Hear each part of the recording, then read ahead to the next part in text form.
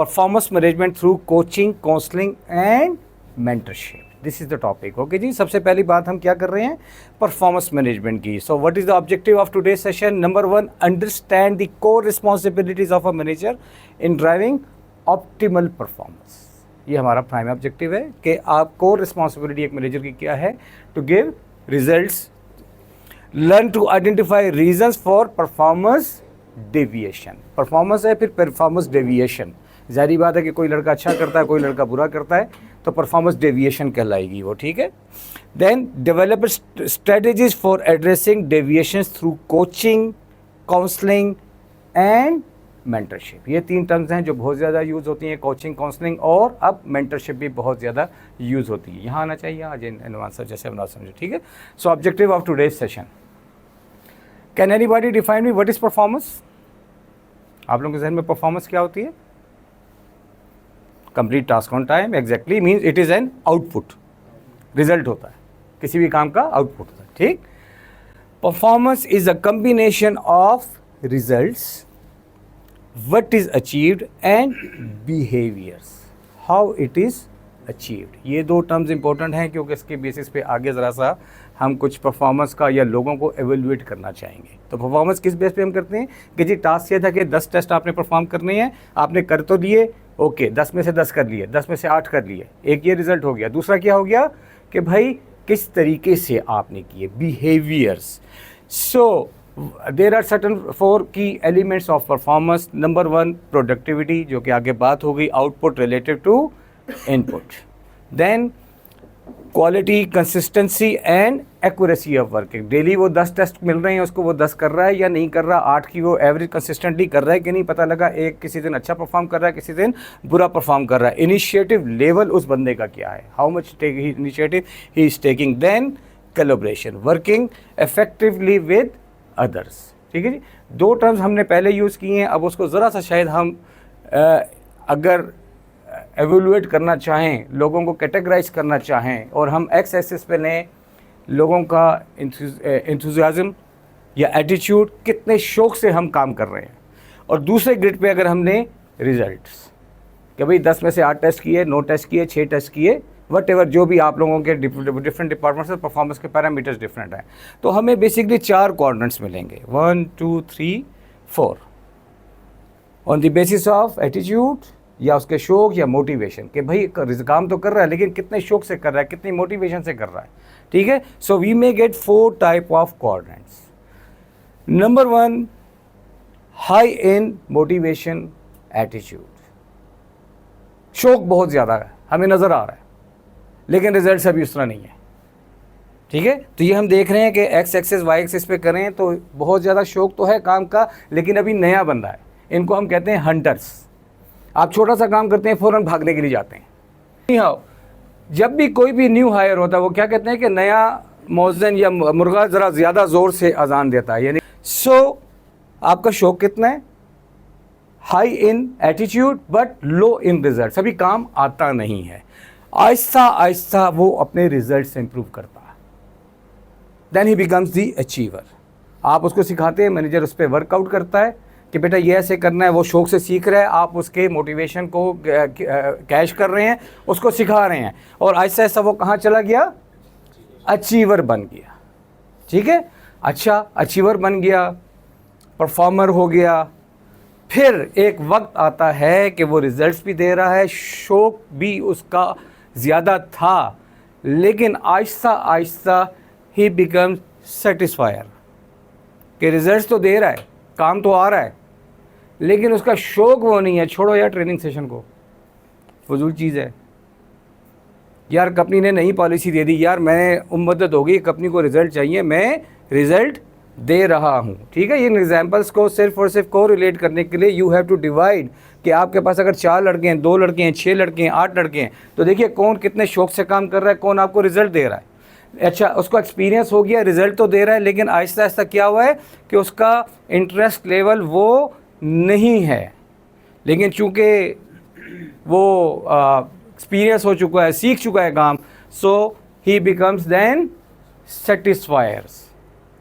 अब आहिस्ता आहिस्ता क्या होता है, अगर सेटिस्फायर को अच्छे तरीके से ट्रीट ना किया जाए तो वो आहिस्ता आहिस्ता उसके रिजल्ट भी नीचे आने शुरू हो जाते हैं और वो फिर इस चौथे क्वाड्रेंट में आ जाता है कि अपना उसका शौक ज़्यादा है या मोटिवेशन लेवल ज़्यादा है, ही इज़ नॉट एंथुजियास्टिक, ठीक है, और रिजल्ट्स भी उसके गिरते जा रहे हैं। Then he becomes what we called him as a holy cow, मुकद्दस गाय, ठीक है, जो ना दूध दे रही है। अब उसका क्या करना है?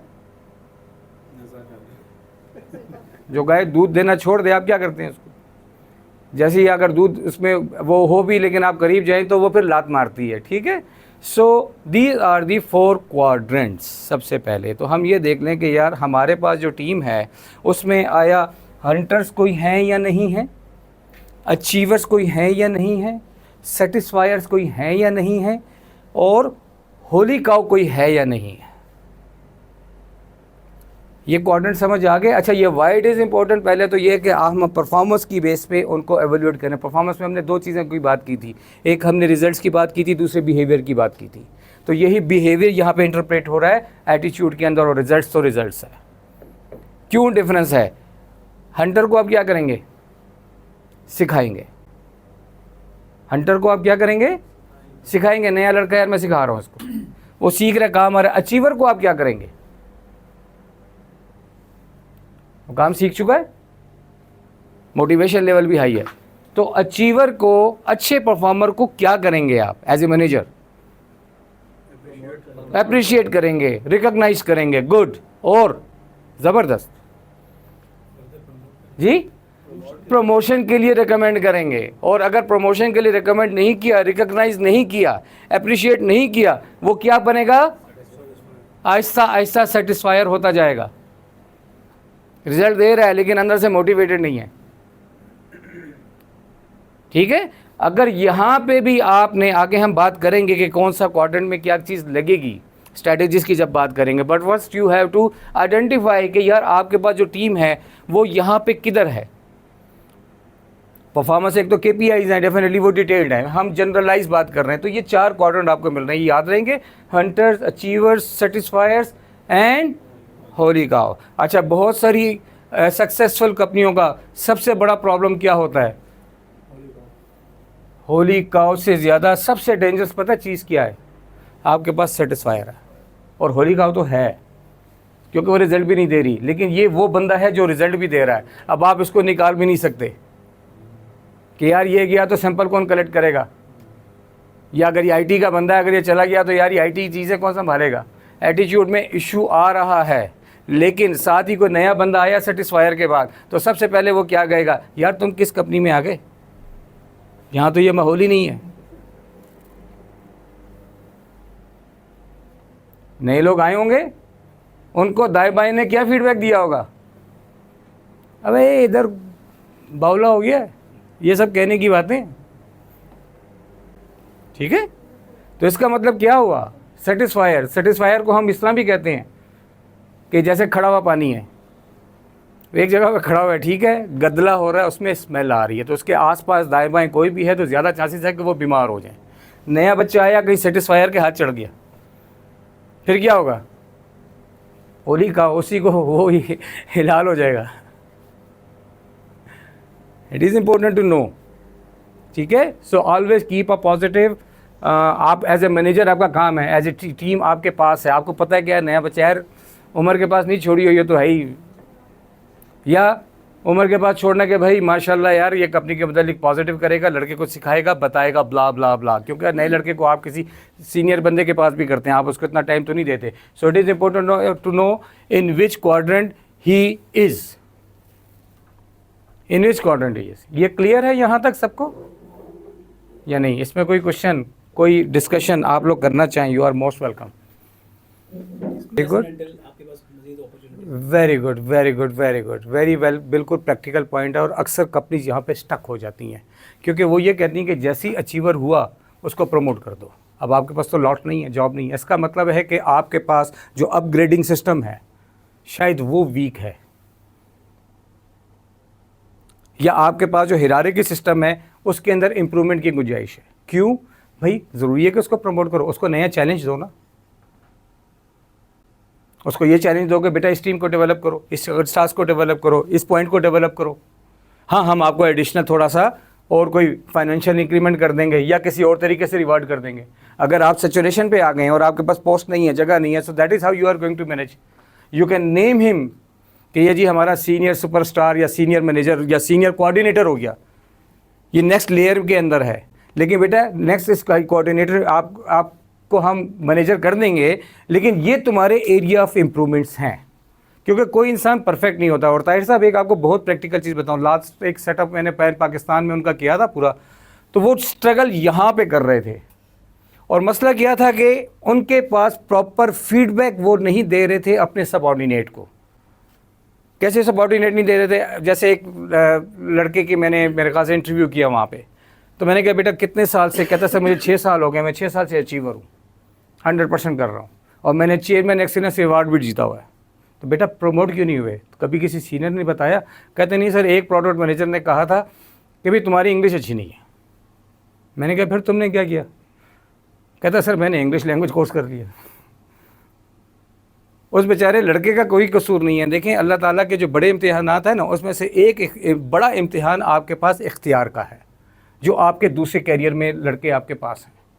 तो ये बड़ा ही नाजुक मरहला है। आप उनके प्लस माइनस के you are responsible for this. तो आप उनके डेवलपमेंट लेवल्स को लेते जाएं। देखिए मैनेजर वो है, और मैं समझता हूँ मैनेजर वहाँ पे फेल हो जाता है जब उसको पता लगता है कि यार सब तो ठीक है। भाई सब ठीक कैसे हो सकता है? तो एज ए लीडर आपको हमेशा अप होना पड़ता है अपने सबऑर्डिनेट से। थोड़ा सा टफ काम है, but you have to. So any in situation you can give different challenging assignments, and challenging assignments की बेस पे आप उसको वो भी कर सकते हैं, रेट भी कर सकते हैं और मैनेजमेंट को रिकमेंड भी कर सकते हैं। ज़रूरी तो नहीं कि मैनेजर बना जाए, ठीक है। अब हंटर्स हमने बात कर ली थोड़ा सा। Normally they are newcomers, they are eager to learn the job, try to improve their potential. हमारा ये काम है कि हम उनका पोटेंशियल इम्प्रूव करें, हम उनको सिखाएं। देन अचीवर्स की बात होगी, they are the best performance in the company, have prove their potential, generate good results, possess lot of potential, future need for appreciation. इसकी भी चूँकि बात हो गई इसलिए मैं वो नहीं करता। यहाँ पे आपकी बात आ गई फाइनेंशियल भी आप कर सकते हैं और कोई पोजिशनल हिरार्की भी आप दे सकते हैं, ठीक है। ये अचीवर्स। इसी तरह सेटिस्फायर्स, मैं इस पर यहाँ ज़्यादा टाइम तो नहीं लगाऊंगा, थोड़ा सा हिंट्स मैंने ज़रूर दे दी आपको। गुड इन परफॉर्मेंस, है prove their potential, need lot of appreciation, recognition. Satisfiers को because you need to motivate them.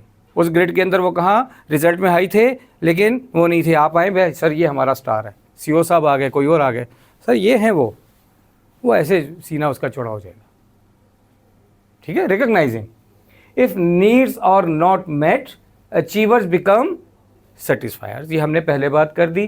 Tendency not to work may develop still worthy to keep. वही बात थी कि अभी हम इनको निकाल नहीं सकते कि दे आर प्रोड्यूसिंग रिजल्ट्स। और होली काउ के बारे में तो बस यही है कि नॉर्मली व्हाट वी डू कि रिप्लेस देम विद हंटर्स, क्योंकि वो एटीट्यूड में भी नीचे हो चुके हैं और रिजल्ट्स कभी नहीं हो सकते। वट एवर यू डू, कोई ख़ास रिजल्ट उनके ऊपर नहीं आता, ठीक है। People are different and a company needs right mix of people for its present and future growth. उसी अगर क्वाड्रेंट पे चले जाएं तो पीपल नीड, हंटर्स भी चाहिए आपको, अचीवर्स भी चाहिए, सेटिस्फायर भी चाहिए, हाँ होली काउ नहीं चाहिए। लेकिन होली काउ खुद ब खुद डेवलप हो रहे होते हैं, ठीक है। सो ये तो अभी हमने थोड़ा सा परफॉर्मेंस के ऊपर बात कर ली। जो